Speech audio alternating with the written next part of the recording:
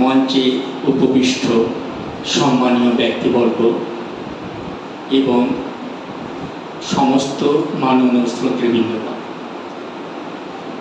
আমাদের Kalyani civic association Kalyani শহরের সবচেয়ে পুরাতন একটা সংগঠন।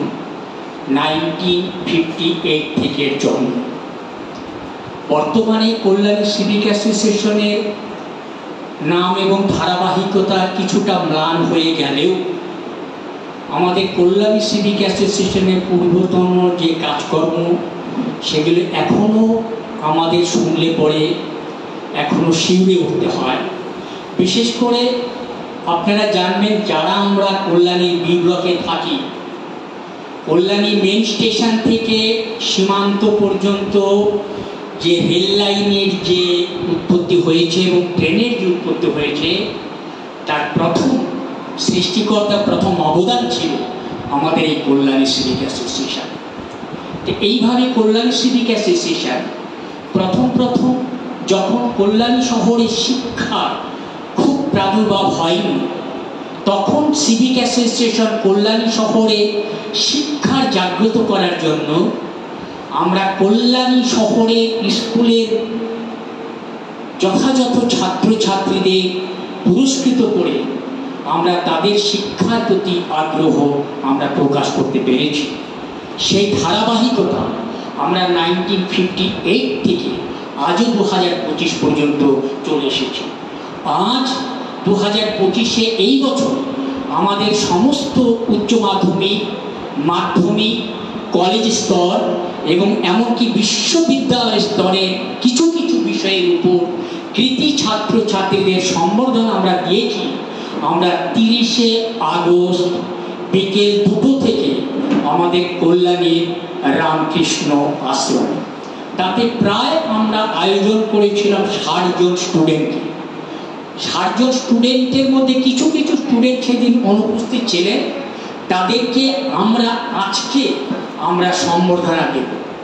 তাছাড়া আমরা ইদানিং কল্যাণী শহরের উন্নতির জন্য আমরা কল্যাণী শহরের পৌরসভা মাননীয় পৌর কর্তৃপক্ষের সঙ্গে আমরা আলোচনা করেছি এবং বলতে গেলে ফলপ্রসূ আমাদের আলোচনা হয়েছে যে আমাদের কার্যপদ্ধতি কিছুটা পৌরসভার যে মাননীয় যে চেয়ারম্যান, তিনি সেটা কিছুটা সাদরে গ্রহণ করেছেন এবং ওনার কিছু প্রস্তাব আমরা কল্যাণী সিভিক অ্যাসোসিয়েশন আমরা গ্রহণ করেছি। আমরা দুই গোষ্ঠী যৌথভাবে আমরা কল্যাণী শহরের যে মূল আদর্শ, সেই আদর্শকে বজায় রেখে যে শহর কীভাবে সৃষ্টি করা যায়, শহরকে যে পরিচালনা করা যায়, আমরা সেই দিকে আমরা ধাবমান হব। আমরা ইদানিংকালে আপনারা প্রত্যেকেই জানেন, জিআইএস কলেজের পেছনের দিকে আমাদের যে ভ্যাটটা রয়েছে, সেখান থেকে দুর্গন্ধতার জন্য আমাকে 11 নম্বর, 4 নম্বর, 14 নম্বর, এমনকি 10 নম্বর থেকেও অনেকেই কমপ্লেন করেছিল যে এই দুর্গন্ধতা সরানোর জন্য এখান থেকে সরাতে হবে। আমরা যথাযথ মিউনিসিপ্যালিটির সাথে আলোচনা করেছি এবং আপনাদেরকে জানাই, ধন্যবাদের সঙ্গে জানাই যে মাননীয় পৌরপিতা আমাদেরকে সম্মতি হয়েছে এবং তিনি এইখান থেকে আমাদের এই ভ্যাটটা সরানোর প্রস্তাব গ্রহণ করেছে এবং যথাযথ অন্যত্র জায়গায় সরিয়ে ফেলেছে, কাজকর্ম শুরু হয়েছে। আর একটা জিনিস, আমাদের গত মাসে 16 তারিখে চেয়ারম্যান আমাদেরকে মিটিংয়ে ডেকেছিলেন। আমরা আমাদের কর্তৃপক্ষ থেকে 5 জন আমরা সদস্য গিয়েছিলাম। তাতে আর একটা জিনিস বলেছে যে আমাদের এই বুদ্ধ পার্কের এখানে যে একটা পোলট্রি ফার্ম রয়েছে, যে পোলট্রি ফার্মের থেকে ডেইলি নাকি 2 লাখ 2.5 লাখ ডিম প্রসব হয় এবং বাচ্চা প্রসব হয়, এবং সেখান থেকে যে বর্জ্য পদার্থগুলো ওরা স্থানীয় জায়গায় ফেলে ওখানে দুর্গন্ধ সৃষ্টি করেছে।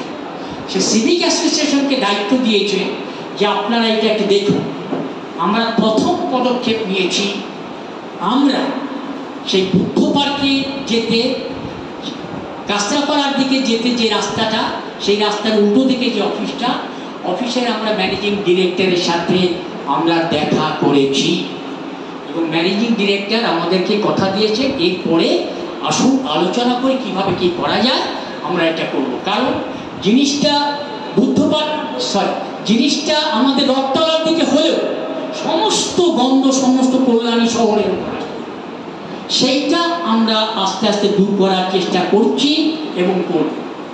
আর একটা জিনিসও আছে, ইদানিং দেখা যাচ্ছে আমাদের কল্যাণী শহরের সৌন্দর্যের মূল মাপকাঠি, প্রত্যেকটা বাড়ির সামনে সবুজ লন, কিন্তু সেই সবুজ লনগুলো আস্তে আস্তে ছোট ছোট জায়গা করে দখল করছে। সেদিনকে চেয়ারম্যানের সাথে আমরা মিটিং করছিলাম কিছুদিন আগে, 15 দিন আগে, কোথায় কোথায় বললাম 1 নম্বর মার্কেটের সামনে কিন্তু দোকান বসছে। বিশ্বাস করবেন না, পৌরপক্ষ পৌরপিতা মাননীয় পৌরপিতার সঙ্গে সঙ্গে তাদের দল ঘুরে বেড়ায়, ফোন করে বললো দেখো তো 1 নম্বর মার্কেটের এখানে নাকি দোকান দিচ্ছে, সঙ্গে সঙ্গে 1 ঘন্টার মধ্যে দোকানগুলো উঠিয়ে দিয়েছে। এইভাবে আমরা প্রশাসনিক দপ্তর আমরা বলি, আমরা সমাজ সেবামূলক দপ্তর, আমাদের কাজ করার পক্ষে যথেষ্ট অন্তরায় আছে, তবু তা সত্ত্বেও আমরা ধীর গতিতে ধীরে ধীরে খরগোশের মতো ধীরে ধীরে এগিয়ে যাচ্ছি। কিন্তু আমি আশা করব সেই এগিয়ে যাওয়াটা আমাদের সুদূর প্রসারী ফল দেবে। আমাদের বর্তমানে আমাদের রেজুলেশন নেওয়া হয়েছে, আমাদের কল্যাণী শহরকে প্রথম যে উদ্দেশ্য নিয়ে কল্যাণী শহর তৈরি হয়েছিল সেই উদ্দেশ্য যেন ব্যাহত না হয়, সেই দিকে আমাদের লক্ষ্য রাখা। এইভাবে আমরা ধীর গতিতে কল্যাণী সিভিক অ্যাসোসিয়েশন চলছি এবং কল্যাণীর জনসাধারণের যদি আমরা আরও অকুণ্ঠ সহযোগিতার সমর্থন পেয়েছি, যদি আরও পাই, তারা যদি আমাদের সুদূর হস্তে যদি আমাদের আমাদের প্রসারিত করে দেয়, আমরা আস্তে আস্তে চলতে পারবো। আমরা কল্যাণী শহরের বুকে কল্যাণী আদর্শ শহরকে গড়ে তোলার পক্ষে চেষ্টা চালিয়ে যাব। এই বলে আমি আমার বক্তব্য শেষ করছি। এখানে আরও অনেকে আমাদের সভাপতিরা রয়েছে, আমাদের প্রধান অতিথিবৃন্দরা রয়েছেন, তারাও আস্তে আস্তে আমাদের কল্যাণী সিভিক অ্যাসোসিয়েশন সম্পর্কে বলবে। এখন আমি আমাদের মাইক্রোফোন হাতে তুলে দিচ্ছি আমাদের পার্থ বসুধর।